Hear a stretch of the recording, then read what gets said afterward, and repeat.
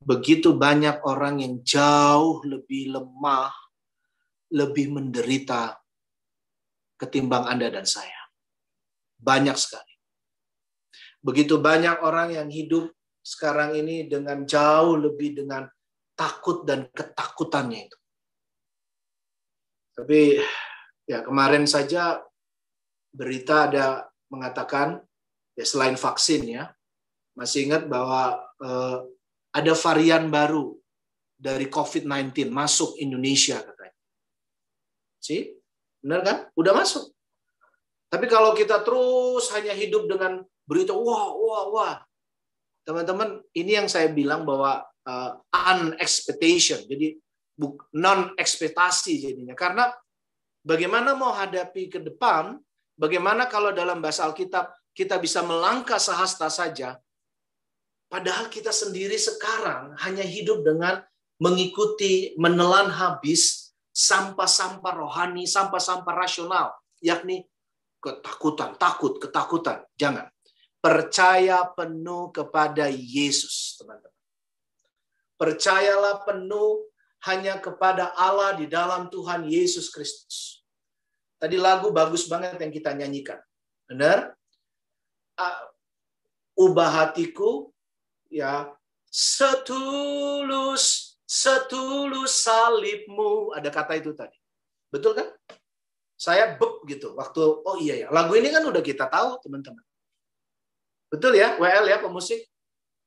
Tapi waktu setulus salibmu, oh my God. Ketulusan menjadi modal Anda dan saya untuk bisa survive, struggle, menjalani pergumulan berat di pandemi ini. Pekerjaan, studi, dan seluruh kehidupan. Itu yang membuat ekspektasi itu jadi nyata, ada. Karena apa? Karena sekarang kita bisa bilang, aku adem bersama Tuhan, aku tenang bersama Tuhan, aku bisa lebih menguasai diri. Nah ini yang kedua, menguasai diri. Apapun angin, tofan, badai, wah pergumulan, tantangan, kesakitan, macam-macam. Tuntutan, harus begini, bisa begitu, datang lagi bos, kerjain ini, kerjain itu.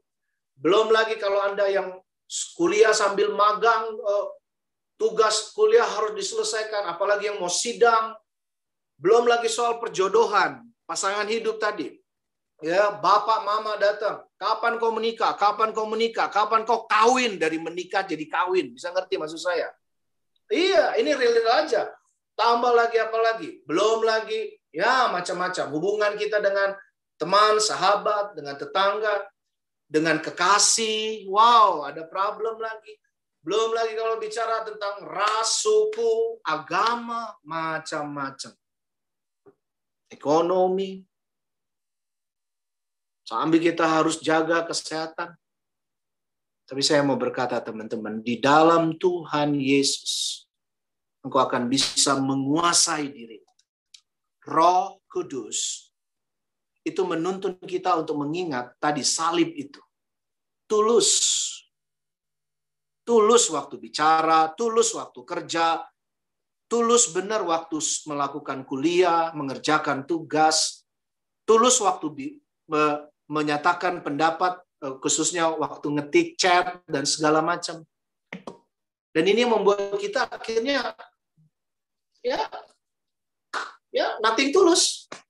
Orang tulus itu nothing tulus. Nggak takut gagal dia. Ya.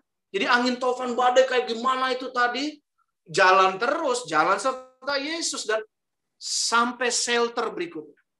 Sampai shelter berikutnya. Kalau sampai shelter berikutnya Tuhan bilang, sudah anakku, kamu bisa dipercaya. Ini berkat untukmu. Tambah lagi. Atau sudah cukup anakku, kamu istirahat dulu. Kita tidur sebentar dalam istirahat dalam macam-macam. Tapi yang paling simpel, bobok dulu tidur dalam hadirat, dalam Tuhan, dijaga Tuhan. Bangun besok pagi dengan semangat lagi. Terus angin tofan badai, guntur, gimana halilintar, jalan terus. Jangan pernah takut gagal. Berserah. bukan menyerah. Yuk sama-sama bilang, jangan takut gagal. Sama dirimu bilang. Ya, jangan takut gagal. Satu lagi, berserah bukan menyerah. Berserah bukan menyerah.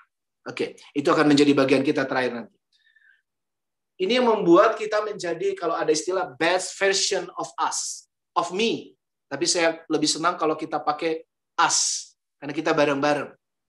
Nanti pengurus mengatakan, Bang Dodo kalau boleh dikasih nanti kesempatan untuk ada tanya jawab, untuk sharing. Saya senang banget. Ya, makanya saya pakai istilah of us. Apa yang terbaik darimu? Ayat 5, sekarang kita coba balik ke laptop gitu ya. Ibrani 5 ayat 7. Ibrani 5 ayatnya ke-7. Dalam hidupnya sebagai manusia, jadi lihat, penekanan manusia ditampilkan. Sangat rasional. Sangat rasional kan?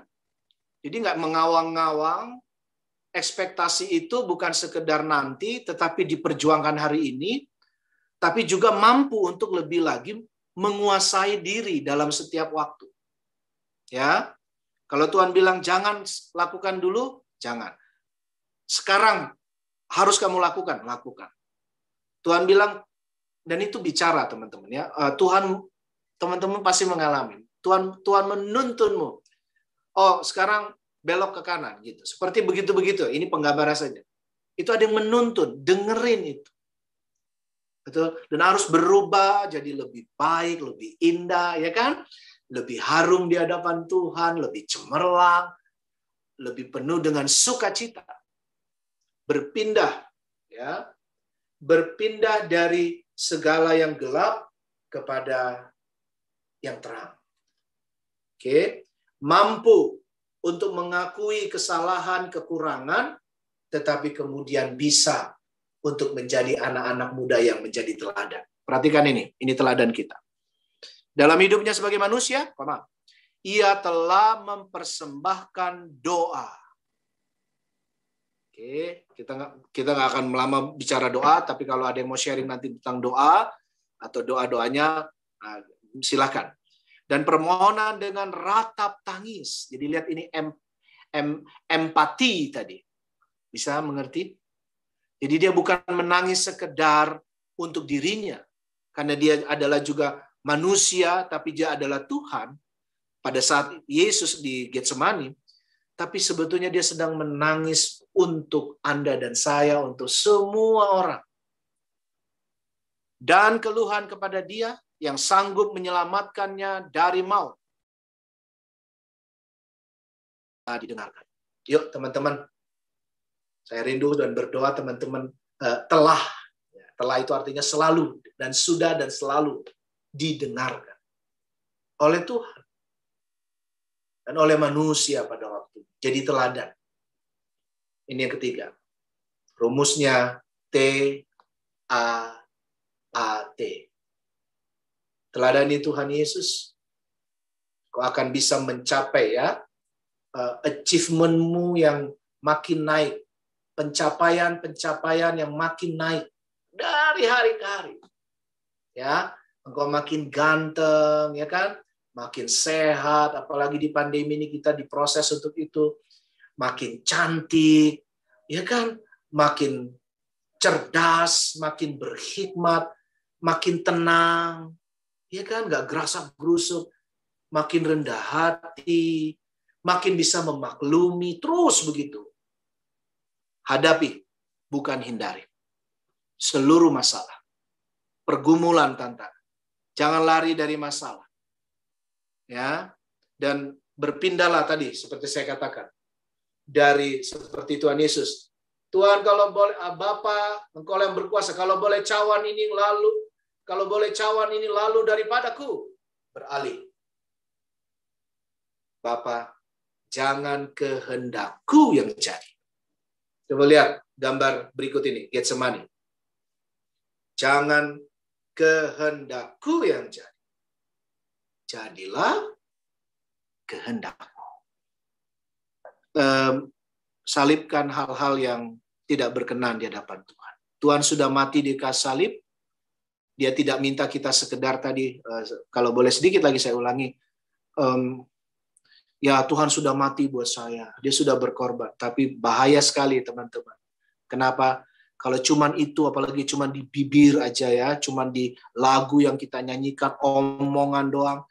Kadangkala kalau mau jujur nih teman-teman ya, saya apa adanya. Ini juga koreksi buat saya, firman Tuhan ini luar biasa.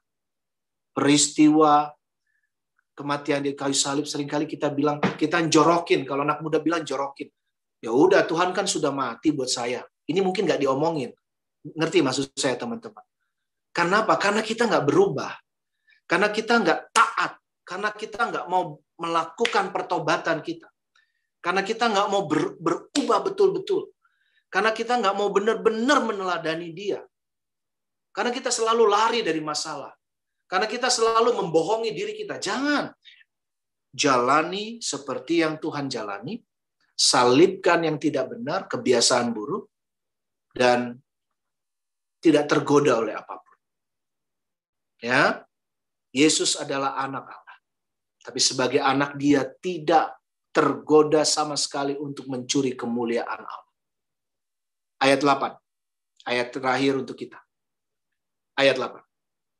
Yuk sama-sama aja. 3 baca bareng-bareng. 2 sama-sama teman-teman. Naposo? Ya. Dan sekalipun ia adalah anak, ia telah belajar menjadi taat dari apa yang telah dideritanya. T-A-A-T.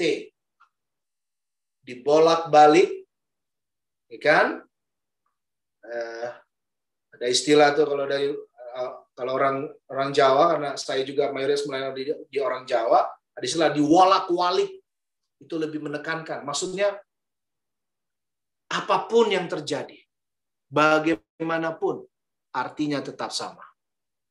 Taat, siap menjalani tantangan kehidupan, terus berjuang dalam hidup mudamu Naposo, dan wujudkan, ya, make it happen.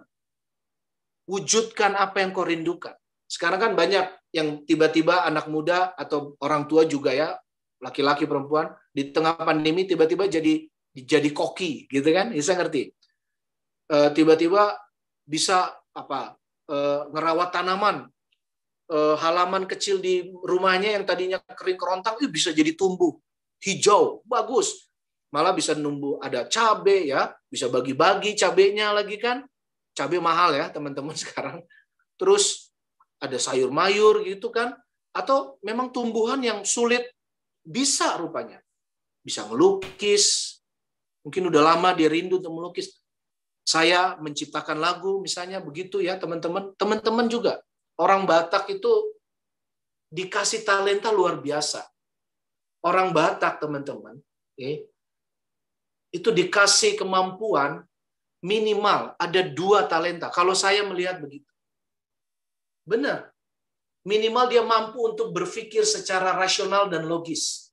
Kedua, dia bisa ngomong. Orang Batak, makanya banyak jadi pengacara kan. Tapi juga talenta nyanyi. Tapi juga talenta musik. Tapi juga talenta mengajar. Banyak sekali. Tapi yang paling jelas apa teman-teman? Itu tadi yang saya katakan sebelumnya. Orang Batak itu dipandang oleh orang lain. Ini banyak orang lain yang saya layani juga selalu bilang, orang Batak itu ya Pak Pendeta, struggle-nya kuat. Perjuangannya kuat. Minimal teman-teman. Kalau kita mau bicara future, mau bicara apapun yang kita rindukan di depan, yuk bagusin dari